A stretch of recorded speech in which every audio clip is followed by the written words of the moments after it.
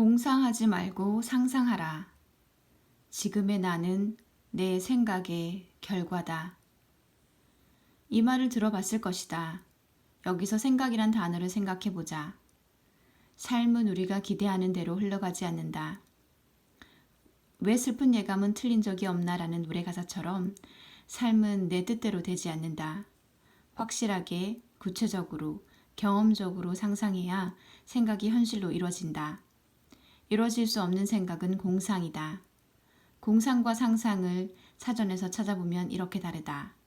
상상은 실제로 경험하지 않은 현상이나 사물에 대하여 마음속으로 그려봄. 공상은 현실적이지 못하거나 실현될 가망이 없는 것을 상상함. 상상은 마음에 그려볼 수 있을 정도로 확실한 생각이다. 그런 의미에서 앞서 말한 노래의 가사 왜 슬픈 예감은 틀린 적이 없나라는 내용은 안타깝지만 생각을 한 결과다. 내가 그런 일을 자주 겪어봤기 때문에 혹은 주변에 그런 일을 자주 봤기 때문에 슬픈 예감을 생각했고 그렇게 슬픈 예감의 결과를 맞이한 것이다. 그렇다면 성공 예감은 왜 항상 틀릴까? 그만큼 성공해본 경험이 없고 주변에 성공한 사람이 없기 때문이다.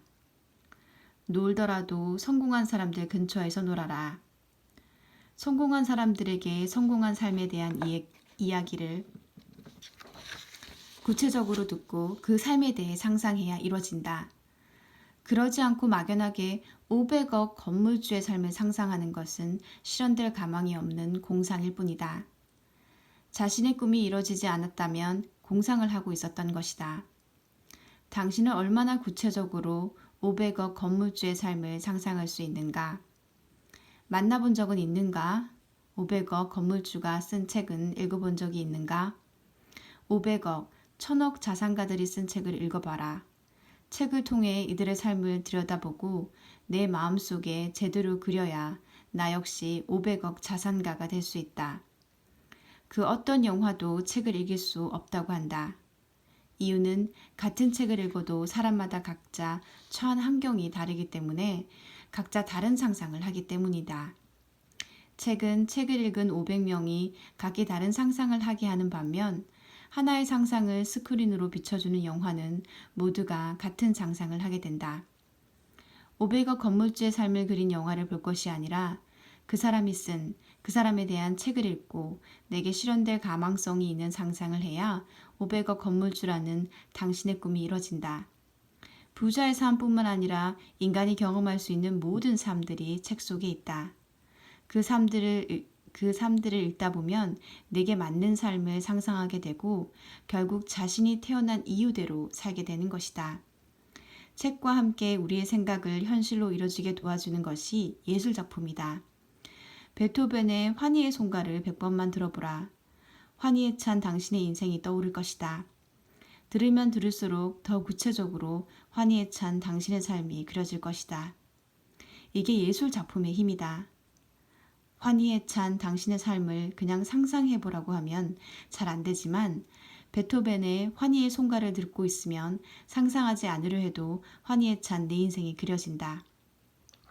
수백 번 듣다 보면 환희에 찬 삶이 너무도 생생하게 보인다. 그렇게 구체적으로 생각한 상상은 반드시 이루어진다. 막연하게 상상하던 내 삶이 아니라 확신에 찬 내 인생의 방향을 음악을 통해 검증받는 것이다. 그래서 예술작품이 인간에게 이롭고 예술가들은 위대하다고 하는 것이다. 그림도 마찬가지다.